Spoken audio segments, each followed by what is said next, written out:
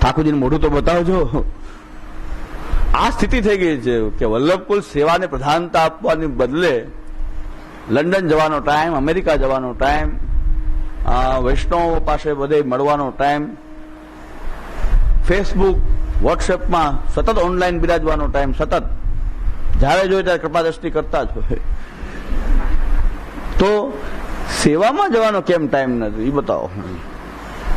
પૂછી લો આપવીતી મુખ્ય ભીતરિયાઓની આપવીતી પૂછી લો. બધા મંદિરોમાં જઈ છે કેટલા સેવા પરાયણ બાળકો છે, એના મુખિયાઓને પૂછો ખબર પડે કે કાંઈ નહીં, બધું અમારી પર ખાલી દર્શન ખુલે ત્યારે આવે છે, ત્યારે ઉભા રહી જાય છે. એ ઉભા રહે તો ટાઈમ હોય તો મુખ્ય ભીતરિયાને પૂછો તો ખબર પડે. આ બધી સેવા અમે અંદર કરીએ છીએ. અને એક જગ્યાએ મહારાષ્ટ્ર એવું છે કે વારંવાર વિનંતી કરવાની બધી, જય કૃપાના ઠાકોરજી જગાવે કી ખબર. તો ઠાકોરજી જાગે 4:30 વાગ્યામાં, તો 4:30 વાગ્યામાં તો માંડ 2:30-3 વાગે પડ્યા હોય વોટ્સએપ ફેસબુક, તો પછી 4 વાગ્યામાં તો ઠાકોરજી જાગી જાય. તો એને માણસ રાખેલો છે સ્પેશિયલ કે નીચેથી ખબર આવે જે કૃપાના ઠાકોરજી જગાવે ખબર, તો માણસ જ કહે છે કે પહોંચવે કી આજ્ઞા. એટલો શ્રમ નહીં કે ઉભા થઈને એમ કે પહોંચો, એટલું ટાઈમ તો બગડે ને, શ્રમ પડે. તો માણસ જ બેઠો બેઠો કે પહોંચવે કી આજ્ઞા. પછી કે મંગલા આરતી કી ખબર કૃપાનાથ, તો માણસ કહી દે પહોંચવે કી આજ્ઞા. એને ઓર્ડર અપાઈ ગયો હોય કે રાજભોગ સરે ત્યાં સુધી બધી તારે પહોંચવે કી આજ્ઞા. રાજભોગ સરે ત્યારે જારી ચરણ પસમાં પધારે. બાકી ઓલો એ માણસ કે આજ્ઞા આપવા વાળો માણસ એ બેઠો બેઠો કયા કરે પહોંચવે કી આજ્ઞા. અને પછી પાછો બીજો નીચેથી અવાજ આવતો હોય. એ જગ્યાએ હું સેવામાં ગયેલો છું, ખબર છે કે આપને કે ડાયરેક્ટ નહીં કરવા મળે સેવામાં, કઈ વાંધો નહીં, મહારાષ્ટ્રની ખબર જશે પેલા. મને કઈક સેવાનો ભાવ આવી ગયો તો આપણે 4:30 વાગ્યામાં જઈને ઉભા હોય તો કે નહીં આપને ના કરી શકો, ખબર જાયગી પહેલે કરાવો, મેં ખબર કરાવો. એટલે મને પ્રેક્ટિકલ મેં જોયેલું એટલે ખબર પડે. મેં તો આપણે ઉભા રહીએ બીજું શું, 4:30 વાગે આપણે તો આવીને ઉભા છે, તો ત્યાં ઉપર ખબર જાય ઉપર. મેં માણસ તો પોડેલા હોય, કોણ આજ્ઞા આપે? તો એનો માણસ બેઠો હોય, ખવાસ કહેવાય ને, રાજના ખાસા ખવાસ, એ આજ્ઞા આપે પહોંચવે કી આજ્ઞા. પછી સીધે નીચે સુધી અવાજ આવતો આવે પહોંચવે કી આજ્ઞા, પહોંચવે કી આજ્ઞા. હવે અત સેવા પરો એવ ગુરુ, આમાં શું સેવા પરાયણતા છે? અને તમે મોડા જાગતા હો તો ઠાકોરજી મોડા જગાવો. તમારે સેવા કરવી હોય તો મોડા જાગી શકે ઠાકોરજી. તો ઠાકોરજીને તમે તો જગાવો, મોડા જગાવો. ભલે 11-12 વાગે મંગલા થતા, ઘણા 11-12 વાગે મંગલા થવા વાળા બાળકો પણ હતા, પણ પોતે ઠાકોરજીને જગાવતા. 11-12 વાગે ઠાકોરજી જાગતા. એવા બાળકોના સેવા પ્રકાર હતા. લાઈફસ્ટાઈલ એવી હોય તો એવું હોય, એમાં ઠાકોરજીને વાંધો નથી. પહોંચવા કેવા માટે પણ માણસ હોય તો પછી એ વાત છે. અને જળ નિયમ એવો કે એ પોતે સેવામાં ન આવે, પણ કદાચ બીજા બાળકો આવ્યા હોય તો પણ એ કઈ સેવા કરી શકે નહીં. એ તો નહીં, હું નહીં, બીજા કોઈ પણ નહીં, મુખ્યો કરે. આપણે અમુક જે નક્કી છે ચરણ સ્પર્શ કરવા મળે કે જારી ભરવા મળે, બીજા બાળકોને સેવા નહીં. તો આ પ્રકારની જે રીત છે માતા સેવા પરો ગુરુ, એવું આ તો મહાપ્રભુજી કહે છે. તમે ચેક કરો કે ગુરુ કેટલી સેવા કરે, કેવી રીતે સેવા કરે છે. અત સેવા પરો એવા ગુરુ. આ મહાપ્રભુજીનું ગુરુ વિશેનું મંતવ્ય છે કે ગુરુ સેવા પરાયણ હોવા જોઈએ. ભગવત સેવા પરાયણ ગુરુ હોય છે, કારણ કે સેવાનો ઉપદેશ કરે છે અને એ સેવા સૌથી ઉત્તમ છે એમ જણાવે છે. તો એને કેમ ઉત્તમ લાગતી નથી ભગવત સેવા? આ મહાપ્રભુજીનો સવાલ છે. હું ખાલી ગુજરાતી કરું છું, ભાષાંતર જ કરું છું, વચ્ચે થોડું ઉમેરી દઉં છું સમજાવવા માટે, બાકી છે તો ભાષાંતર. આ પહોંચવે કે આજ્ઞા ને એ મહાપ્રભુજીમાં નથી આવતું. એનું ભાષાંતર આ છે, અર્થગમ્ય બને વધારે. એટલે પ્રેક્ટિકલ મેં જોયેલી વાત કરું છું. હવામાં સેવા પરાયણતા શું છે એ તો બોલો. અને ખાલી ચરણ સ્પર્શ કરી લેવા, કોઈ આરતી કરી લેવી એ સેવા પરાયણતા છે? ખાલી ચરણ બધું તૈયાર રાખે ને તમે ખાલી ચરણ સ્પર્શ કરો.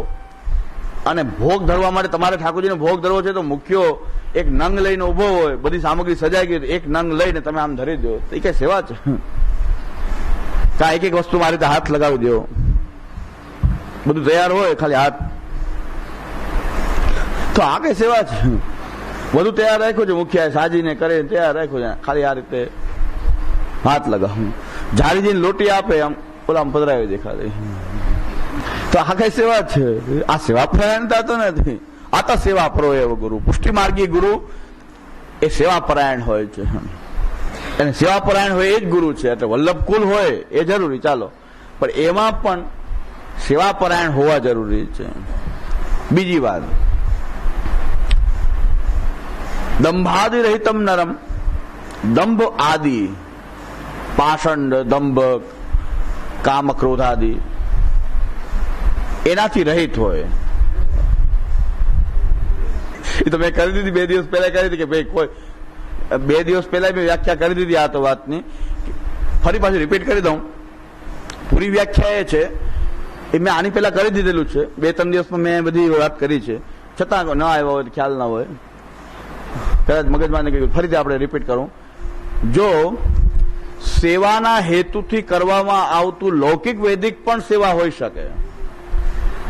સેવા આપણું પરમ કર્તવ્ય છે. સેવા આપણને એટલી પ્રિય લાગે, મારું જીવન સેવા માટે છે, આપણે એવું મનથી સ્વીકાર કરીએ કે મારું જીવન, કારણ કે મેં બ્રહ્મ સંબંધમાં પ્રતિજ્ઞા કરી છે, દેહ, ઇન્દ્રિય, પ્રાણ, અંતઃકરણ, આત્મા, એના ધર્મો, આ લોક પરલોક, આ બધું સેવા માટે હું સમર્પિત કરું છું પ્રભુને. હવે આપણું પરમ કર્તવ્ય ભગવત સેવા છે. કર્તવ્ય જ નહીં, આપણું ફલ પણ સેવા છે. સેવા આપણને ફળરૂપ લાગે છે, એટલી સેવાની મહત્તા છે પુષ્ટિ માર્ગમાં, કે સેવાથી અતિરિક્ત કોઈ ફલ પણ ઈચ્છતા નથી પુષ્ટિ માર્ગીઓ. હવે આપણે કઈ સેવા આપણું પરમ કર્તવ્ય છે એટલે આપણે બીજા કાર્ય નહીં કરવા પડે, લૌકિક વૈદિક તો કરવા પડશે. તો લૌકિક વૈદિક કાર્ય પણ આપણે પરિવાર સહિત સેવા કરીએ છીએ, તો કોઈ પરિવારના સન્મુખ સેવા કરે છે, કોઈ લૌકિક વૈદિક કાર્ય પણ કરે છે. તો લૌકિક વૈદિક કાર્ય જો ભગવત સેવાના હેતુથી કરવામાં આવતા હોય તો એ પણ સેવા છે. લૌકિક વૈદિક કાર્ય એ જો સેવા માટે કરી રહ્યા છીએ, સેવાના ઉદ્દેશ્યથી કરી રહ્યા તો એ સેવા છે. અને સેવા પણ કોઈ લૌકિક પ્રયોજનને વશ થઈને માન, પૂજા, યશ, કીર્તિ કે ઝઘડો, ઘણા એકબીજાને ઝઘડો એટલે સેવામાં રહે કે ઓલાને આવવા ન દઉં, અંદરો અંદર ઝઘડા ચાલે, તો પોતાનો હક એમને એમ કાયમ રાખવા માટે પોતે એકદમ પૂરેપૂરા સેવામાં હાજર રહે. ઘંટાનાદ, શંખનાદ થાય ત્યાં સુધી, પોઢે ત્યાં સુધી હટે જ નહીં. આપણે સેવા પરાયણ નહીં, ઝઘડા પરાયણ છે કે બીજા આવી જાય એની પહેલા પોતાનો હક ત્યાં કાયમ કરી દેવો. તો ક્યાં ઉદ્દેશ્યની મહત્તા છે. ઉદ્દેશ્યની મહત્તા છે કે ઉદ્દેશ્યનો ભગવત સેવા છે કે પછી ઝઘડો છે કે પછી માન, પૂજા, યશ, કીર્તિ, ધન. ઘણા બધા ઉદ્દેશ હોઈ શકે ભગવત સેવા, કે હું આ સેવા કરું તો ધન મળે. શહેરાઈજી આજ્ઞા કરે છે, તસ્ય સેવામ પ્રકુર્વીત યાવત જીવમ સ્વધર્મતઃ ન ફલાર્થમ ન ભોગાર્થમ ન પ્રતિષ્ઠા પ્રસિદ્ધ. આ 3 કારણ માટે તમે સેવા કરો ને એના કરતા ન કરો. ફલાર્થમ, સેવાથી અતિરિક્ત કોઈ કઈ બીજું ફલ ઈચ્છતા હો તો પણ સેવા ન કરો. સેવા પોતે ફલ માનીને કરો તો જ કરો. ભોગાર્થમ, મારું ગુજરાન ચાલે, મને કઈ ભોગો પ્રાપ્ત થાય, ગુજરાન સિવાયના પણ જે ઈચ્છાવાળા ભોગો હોય એ સેવાના બહાને મને મળે. જે ભોગાશક્તિ હોય, જેમાં જેને ભોગની આસક્તિ હોય, સેવાના બહાને આપણને પ્રાપ્ત થાય, તો સેવા ન કરવું સારી વસ્તુ છે. કારણ ભોગાર્થમ અને ન પ્રતિષ્ઠા પ્રસિદ્ધ, એ મારી પ્રસિદ્ધિ થાય, પ્રતિષ્ઠા વધે, આવા ઉદ્દેશ્યથી પણ ભગવત સેવા એના કરતા ન કરવી ઉત્તમ છે. આ હરિરાયજી શિક્ષાપત્રમાં આજ્ઞા કરે છે. એટલે હું વારંવાર એટલા બધા પ્રમાણ તૈયાર રાખું છું કે કાંઈક પણ બોલું ને તરત આ જગ્યાએ લખેલું છે, આ જગ્યાએ પ્રમાણ છે. લોકોએ મિથ્યા આક્ષેપ ન કરે કે આ મન ગલત બોલે છે, ટીકા કરે છે, નિંદા કરે છે. અરે બે, આ બધું શાસ્ત્રોમાં, ગ્રંથોમાં લખેલું છે. અને તમને પૂછવાની છૂટ છે ક્યાંથી બોલો છો, કોણ કહે રહ્યું છે. હવે કઈ હરિરાયજીના વિધાનમાં તમને વાંધો આવતો હોય તો હરિરાયજી સામે તમારે પ્રોટેસ્ટ કરવું જોઈએ. મહાપ્રભુજીના વિધાન સામે વાંધો આવતો હોય તો મહાપ્રભુજી સામે તમારે પ્રોટેસ્ટ કરો કે આવું કેમ બોલો છો. હું તો ખાલી એનું ભાષાંતર કરીને કહું છું. અને મારી કોઈ એટલી વેલ્યુ હું માનતો નથી કે હું ઉપદેશ કરી શકું, પણ વચનો તો રજૂ કરી શકું ને, ઉપદેશ ના કરી શકું. એટલી બધી વેલ્યુ કે એવું બધું મહાન વિદ્વાન કે દિગ્ગજ ધુરંધર, ધર્મ ધુરંધર, પરમ પૂજ્ય ધર્મ ધુરંધર નથી. ચામુંડા જેમ કે ધધુ પપ્પુ, ધર્મ ધુરંધર, પરમ પૂજ્ય ધધુ પપ્પુ. ધધુ પપ્પુ નથી. ધર્મ ધુરંધરે નથી, શાસ્ત્રના પરમ વિદ્વાન કાંઈ નથી. હું તો પોતે સ્વીકાર કરું, કાંઈ નથી. ધર્મ ધુરંધર નહીં, શાસ્ત્ર વિદ્વાન નહીં, શાસ્ત્રજ્ઞ નહીં, પંડિત નહીં, કાંઈ નહીં. સામાન્ય પુષ્ટિમાર્ગી તો છું ને. તો પુષ્ટિમાર્ગી હોવાને નાતે હું મહાપ્રભુજીના વચનો તો રજૂ કરી શકું ને, હું કઈ ઉપદેશ ના કરું. પણ આ વચનો છે આચાર્ય ચરણોના, એના તો વચનો રજૂ કરી શકું, તો એ રજૂ કરતો રહું છું સરળ ભાષામાં, એને ભાષાંતર કરીને સમજાવું. બાકી મારું કઈ એમાં કઈ યોગદાન નથી. કઈ ઉદાહરણ વચ્ચે સમજાવવા માટે આપ્યું એ કદાચ મારું હોઈ શકે, બાકી વચન તો મહાપ્રભુજીના છે. હરિરાયજીનું વચન છે, તસ્ય સેવામ પ્રકુર્વિત યાવત જીવમ, એ સ્વધર્મત ન ફલાર્થમ ન ભોગાર્થમ ન પ્રતિષ્ઠા પ્રસિદ્ધે. કોઈ ફલની કામનાથી, ભોગની કામનાથી કે પ્રતિષ્ઠા પ્રસિદ્ધિની કામનાથી સેવા ન કરવી જોઈએ. હરિરાયજી આવું શું કામ કહી રહ્યા છે? એ મહાપ્રભુજીના વચનનો અનુવાદ કરી રહ્યા છે હરિરાયજી. લોકાર્થી ચેત ભજેત કૃષ્ણમ ક્લિષ્ટો ભવતી સર્વથા, ક્લિષ્ટોપી ચેત ભજેત કૃષ્ણમ લોકો નશ્યતિ સર્વથા. ભક્તિ ભાવે તું તીરસ્તો યથા દુષ્ટે સ્વકર્મભિઃ અન્યથા ભાવમ આપન્ન તસ્માત સ્થાનાચ નશ્યતિ. આ વચનનો અનુવાદ શિક્ષાપત્રમાં કરી રહ્યા છે હરિરાયજી કે ભક્તિ ભાવ સિવાયના બીજા કોઈ ભાવથી તમે સેવા કરતા હો, ભગવાન પ્રત્યે ભક્તિના ભાવથી, એના સિવાયના કોઈ પણ ભાવથી જો ભગવત સેવા કરતા હો તો પછી એ સેવા નથી, ઉલટાનો અધર્મ છે. અને અધર્મ કેવો કે ગંગાજીના તીર ઉપર રહેનારો ગંગાજીમાં ભક્તિભાવ વાળો ન હોય તો ગંગાજીનો ઉપયોગ જે છે મલ પ્રક્ષાલન માટે પણ કરે તો ઉલટાનું પાપ કરી રહ્યો છે. તો પાપ કરી રહ્યો છે, એવું પાપ કરશે જો ભક્તિભાવ વગર ભગવત સેવા કરશે. તો ઠાકુરજીમાં ભક્તિભાવ સિવાયના કોઈ બીજા અન્યથા ભાવથી કોઈ સેવા કરવામાં આવે તો અન્યથા ભાવોમાં આપન્ન તસ્માત સ્થાનાચ નશ્યતિ, એ જ્યાં હશે ત્યાંથી પડી જશે નીચે. અન્યથા ભાવથી સેવા ના કરવી જોઈએ. એટલે કોઈ સેવા કરતો હોય તો એનો ઉદ્દેશ્ય ભગવત સેવા, ભગવાન પ્રત્યેની ભક્તિ એ હોય. બાકી પૂરેપૂરી સેવા કરતા હોય પણ એ ઝઘડાના કારણે પણ કરતા હોય છે. મને અનુભવ છે કે બીજા અંદર ના આવે એટલે પોતાનો સિક્કો જમાવવા માટે એ રાત્રે મોડે પધાર્યા હોય તો જ સવારે શંખનાદ પહેલા પહોંચી જાય. કેવા સેવા પરાયણ! રાતના કેટલા મોડા બહારથી પધાર્યા પણ સવારે ભાઈ એ ઠાકોરજીમાં ભગવત પરાયણતા હોય તો સારી વાત છે, પણ ભગવત પરાયણતા માટે નહીં, પણ બીજા કોઈ ના આવી જાય એની સાથે પોતાનો હક ઉભો રાખવા માટે પહેલા ત્યાં જમાવી દેવું. ગમે તેમ સેવા કરો એ સેવા નથી, સમજી લ્યો. ગમે એમ છે સેવા તો છે ને, એ સેવા નથી. મનોરથોમાં જે સેવાનો પ્રકાર હોય છે, મનોરથોમાં વૈષ્ણવના મનોરથોમાં, કાઠિયાવાડીઓના ખાસ, એ મનોરથો જે રોજની સેવા કરતા 10 ગણી સેવા કરતા હોય છે. 10 ગણીની આખા મહિનામાં જેટલી સેવા ન કરે એટલી મહિના 2 દિવસમાં થઈ જાય, 3 દિવસમાં એટલી સેવા કરે. પણ એ સેવા છે કાંઈ નહીં. કઈ ભોગ જોતા હોય મળી જાય, બધું મળી જાય, પણ એનાથી કે સેવા તો એક ટકો પણ સેવા નથી. સેવાનું એક બિંદુ માત્ર ત્યાં સેવા નથી, ઉલટાનું પાપ છે. આચાર્ય વચનોના દ્રોહરૂપ પાપ છે. દેવદ્રવ્યના ભક્ષણને કારણે પતિત થવાનું પાપ છે. તો આનાથી શું ફાયદો થયો? કોણ કહેતો કયું ઢોંગ કરી રહ્યા છો, તમે પાકી મેન રાખી રહ્યા છે. જો મનોરથમાં પ્રસાદ લેતો હોય, પુષ્ટિ માર્ગથી ભ્રષ્ટ થયેલો વ્યક્તિ છે, એના કરતા બહાર હોટલ બજારનું ખાનપાન કરવાનું સારો છે. છાતી ઠોકીને કહું છું એ સારો છે. એ આના કરતા સારો કહેવાય કે દેવલકત્વ કે દેવદ્રવ્યનું તો ભક્ષણ નથી કરતો. અને તમે ક્યાં બાને પોતાને ઊંચા ગણો છો? કઈ રીતે તમે તમારી જાતને ઊંચા ગણો છો કે અમે ઊંચા છીએ બીજા કરતા? તમે ભ્રષ્ટ છો. ગંધ આવે છે તમારી લોકોની, બાજુમાંથી નીકળવામાં ગંધ આવે. આવા લોકો ક્યાં ઘણા કે હવે નથી આવતા. મેં કીધું મારા ઉપર બહુ મોટી કૃપા કે આવા લોકો નથી આવતા. મને વાસ આવે, મને ગંધ આવે છે આવા લોકોની. ભૂત પ્રેત પિશાચ છે આ તો. વૈષ્ણવ છે, ભૂત પ્રેત પિશાચ છે આ તો. એટલે મને જરાય સંકોચ કે શરમ નથી. મહાપ્રભુજીના દ્રોહી છે, મહાપ્રભુજીના પીઠ ઉપર ખંજર ભોગનારા એ લોકો છે. કઈ પ્રકારની સેવાની વાત કરે છે? ક્યાં સેવા છે? શું સેવાની સાથે મતલબ છે? કેવી રીતે સેવા કરવાની આજ્ઞા છે તમને કેવી રીતે સામૂહિક સેવા કરવાની આજ્ઞા છે? તમને બીજાને દ્રવ્ય લઈ લઈને મોટા દેખાડા કરીને પ્રદર્શન કરીને સેવા કરવાની આજ્ઞા છે? કઈ રીતની સેવાની આજ્ઞા છે? ગ્રહે સ્થિત્વા સ્વધર્મતા અવ્યાવૃતો ભજેત કૃષ્ણ તત્સિદ્ધે તનુવિત્ત જા ચેતસ્તનમ સેવા તત્સિદ્ધે તનુવિત્ત જા. આ પ્રકારની સેવા કરવી હોય તો કરો, બાકી સેવાનો ઢોંગ શું કામ કરી રહ્યા છો? ઠાકોરજીને પણ છૂટા કરો, તમે છૂટા થાઓ, પુષ્ટિ માર્ગમાં નીકળી જાઓ, બીજો એક અલગ પંથ સ્થાપી દો. એક અલગ પંથ સ્થાપી દો. તમે પુષ્ટિ માર્ગના કામના નથી નથી ને નથી. પુષ્ટિ માર્ગના કામના તમે નથી, કારણ કે તમે ભક્તિ માર્ગી નથી. ભક્તિ સાથે તમારે કોઈ લેવા દેવા નથી. તમારે ભોગાશક્તિ પ્રબળ છે, તમારે ભોગ જોઈએ છે. જીવો પસ્તપરાયણા, જીવવાના સ્વાદ જોઈએ છે અને વિષય ભોગ જોઈએ છે. તમારી દ્રષ્ટિ એ છે. બસ આ જ કામ કરવું છે તો શા માટે ધર્મનું નામ લેવું જોઈએ? હોટલ બજારમાં ખાનારો વ્યક્તિ, તમે કદાચ એને ભ્રષ્ટ ગણતા હશો, પણ એ ધર્મના નામે પાખંડ કરતો નથી. એ કદાચ બીજું એનું એન્જોયમેન્ટ કરતો હશે, પણ ધર્મની આડમાં નથી કરતો. તમારી ભોગાશક્તિને પૂરી કરવા માટે તમે ધર્મને અખાડો બનાવી દીધો છે. મહાપ્રભુજી જેવા ભક્તિમાન આચાર્યનો તમે ઉપયોગ કર્યો છે. કોઈ નરક તમને છોડશે નહીં.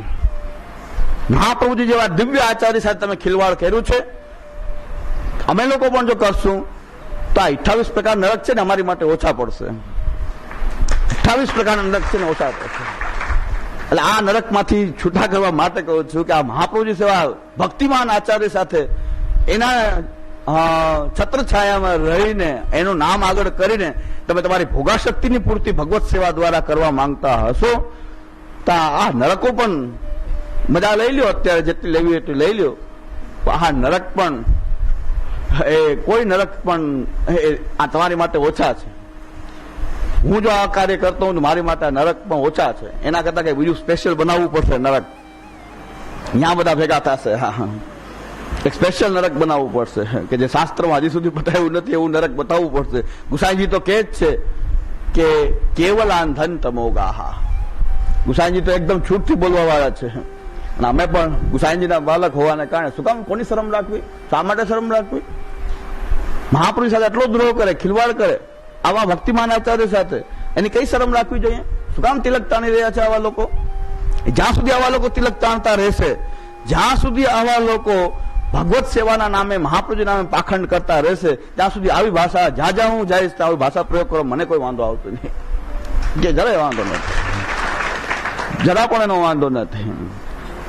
એટલે ભોગાશક્તિ માટે ભગવત સેવાનો ઉપયોગ ન કરી શકાય, ન કરી શકાય. ભક્તિ ભાવે તું તીરસ્થો યથા દુષ્ટે સ્વકર્મ ભી અન્યથા ભાવ માપન તસ્માત સાનાચરસ્ય. નાશ જ થવાનો છે.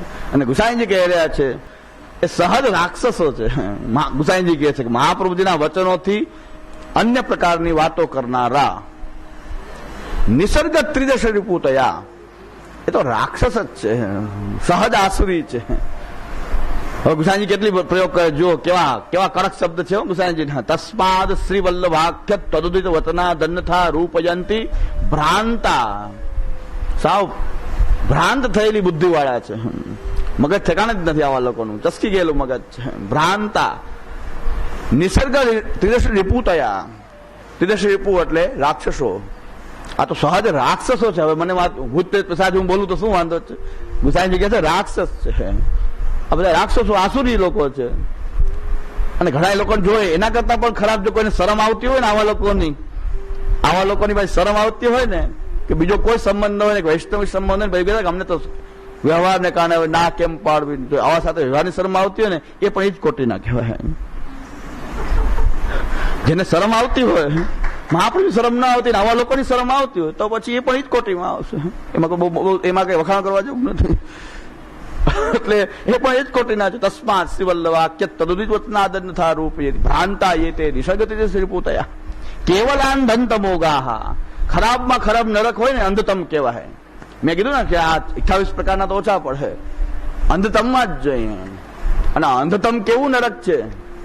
અંધતમ એટલે કેવું નરક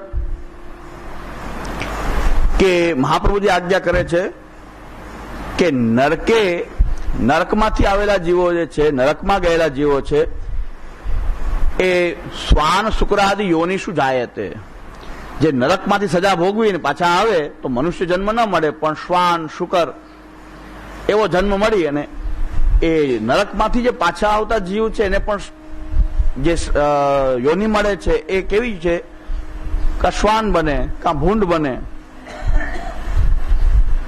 એક વાર તો નરકની પીડા ભોગવવાની, પછી પાછા આવે પછી એને શ્વાન શુકર આદિ હીન યોનિ શું જાય તે આ હીન યોનિઓમાં એનો જન્મ થાય.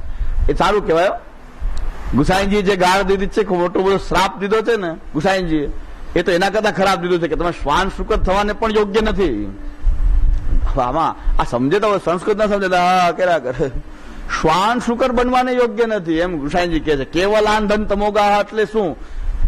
એટલે હું આને બહુ બહુ કેવલાંધન તમોગાહ એમને એમ રાખું એની બદલે મને એમ થાય કે કેવલાંધન તમોગાહના અર્થને બરાબર સમજાવી દઉં એટલે મને બધા ખરાબ કહે છે. કારણ કે મને એકદમ છેલ્લે સુધી ન સમજાય કે એમ મગજમાં એમ થઈ જવું જોઈએ કે સમજાઈ ગયું. હવે ત્યાં સુધી મને સંતોષ ન થાય કે કેવલાંધન તમોગાહ તો કઈને હા હશે કે શું છે કેવલાંધન તમોગાહ? તો અંધતમમાંથી ગયેલા શ્વાન શુકર થવાને યોગ્ય નથી. શ્વાન શુકર થવાને યોગ્ય નથી. એટલે અંધતમમાં તો એવું છે, મહાપ્રભુજી કહે છે કે નરકમાં ગયેલો હોય તો શ્વાન શુકર બની શકે પાછો, એનો પીડા પૂરી થાય એટલે. પણ તમમાં પ્રવિષ્ટ થયેલો, તમસી પ્રવિષ્ટો, એને તો કોઈ દિવસ તમસી પ્રવિષ્ટો તો ક્યારેય પુનરાવૃત્તિ ક્યારેય થતી નથી. એ તો બસ એમાં એ સજા કાયમ માટે આજીવન, જ્યાં સુધી સૃષ્ટિ છે ત્યાં સુધી એ અંધતમમાંથી બહાર નીકળી શકતો નથી. આ ગુસાઈજીનું વચન છે. હવે આમાં ગુસાઈજી કહે ને કે કોઈ ભાષા ખરાબ વાપરતા નથી, આપ કેમ વાપરો છો?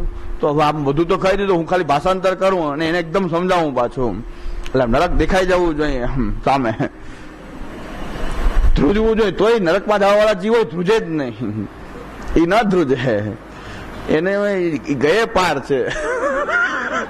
ઠાકોરજી કે મોકલવા જ પડશે, ત્યાં સુધી નહીં માને. એટલે વાયરા નહીં વરે, હાયરા જ વળે. સૌરાષ્ટ્ર ભાષામાં એમ કે છે કે વાયરા વળે નહીં પણ હાયરા વળે. એ તો ત્યાં પહોંચશે પછી હા સારું હતું અહીંયા આવી ગયા. શું થાય, બધા ભેગા થયા હશે. જે બધા ભેગા મનોરથ કરતા હોય બધા સાથે બધા પડ્યા હોય.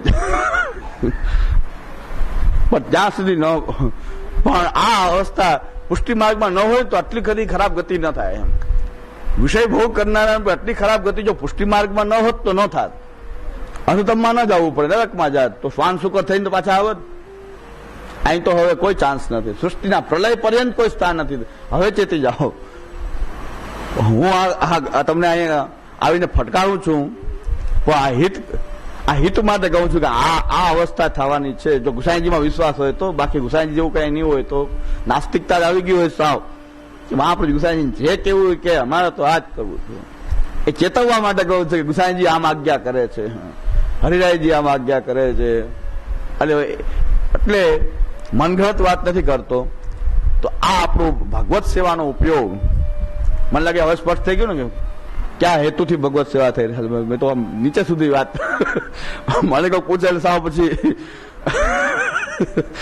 મને પૂરો કે હવે ક્યાં હેતુથી સેવા કરે. સેવા કરવાથી નરક સુધી નહીં પણ તમ સુધી પહોંચી શકાય. જો સેવા મહાપ્રભુજીના સિદ્ધાંત અનુસારની ન હોય અને વિરુદ્ધ પ્રકારની હોય તો એ સેવાનું ફલ ગોલોકધામની વાત તો જવા દો, પણ તમ સુધી પહોંચાડી શકે છે. સેવાથી જ પહોંચ્યા ને. સેવા ન કરતા હોત, પુષ્ટિ માર્ગ ન અપનાવ્યો હોત તો કોઈ સવાલ નહોતો. પુષ્ટિ માર્ગ અપનાવીને એનાથી આ રીતે વિરુદ્ધ ચાલવું, એના નામનો ઉપયોગ કરવો. નામ તો મહાપ્રભુજીનું આવી રહ્યું છે. મહાપ્રભુજી જેવા ભક્તિમાન આચાર્યનું નામ બદનામ થઈ રહ્યું છે. મહાપ્રભુજી આવી સેવા પ્રકટ કરી નહોતી. મહાપ્રભુજી ઘરમાં રહીને સેવા કરવાની, પરિવારના સભ્યો સાથે સેવા કરવાની આજ્ઞા કરી. તો એમાં પરિવારના સભ્યોની સેવામાં છોવાય, આ પાછા ઊંધી વાત. જ્યાં છોવાવું જોઈએ એનાથી ન છોવાય, પણ પરિવારના સભ્યો સહિત સેવા કરવી તો એને અંદર આવવા દે નહીં. પરિવારના સભ્યો સાથે મળીને સેવા કરવી જોઈએ. તો ત્યાં તો પાછો પાકી મેંડ ઉભી થઈ જાય. અને ઓલામાં કઈ પાકી મેંડ હતી? તો આ બધા ભેગા મળીને તમે જે કરો છો એમાં ક્યાં કઈ મેંડ હતી? કોની મેંડ હતી? ન શાસ્ત્રની છે, ન મહાપ્રભુજીની છે, તો કોની મેંડ હતી? તમારા ઘરની. અને છોકરાઓ સેવામાં આવવા દેવા હોય તો મેંડ આવી જાય. મેંડ હોત તો તમે આવા કામ શું કામ કરત? મેંડ બેન્ડની વાત ખોટી છે, પાખંડ છે, નાટક છે, ધૂર્ત લોકો છે. ધૂર્ત પાખંડી લોકોની વાતો છે આ. અને એ નહીં સમજે એટલે નહીં જ સમજે. મને બાકી ખાતરી છે ગમે એટલું હું પ્રહાર કરીને બોલું, 10 વર્ષ થઈ ગયા આપણે, એ જ્યાં સુધી તમમાં પ્રવિષ્ટ નહીં થાય ત્યાં સુધી નહીં માને એટલે નહીં માને. એની યાદ એની ગતિ થવાની છે. કેવલાંધન તમોગાહ. એ ન છૂરે, મને ખબર છે સુધરવાના છે એટલા મને નથી બોલતો. બીજા ચેતે જે નક્કી કરી લીધું છે કે અહીંયા એકવાર પહોંચવું જ છે, તથાસ્તુ પહોંચી જ જાય. બીજા તો અજ્ઞાની કોઈ પણ હોય તો ચેતી જાય કે બહુ ભયંકર સેવાનો દુરુપયોગ કરવો બહુ ખરાબ છે. સેવા ન કરવી એટલી ખરાબ નથી, પણ સેવાનો દુરુપયોગ એટલો ખરાબ છે. આવો દુરુપયોગ કરવો જોઈએ નહીં, ક્યારે પણ ન કરવો જોઈએ. તો આ એક વસ્તુ છે.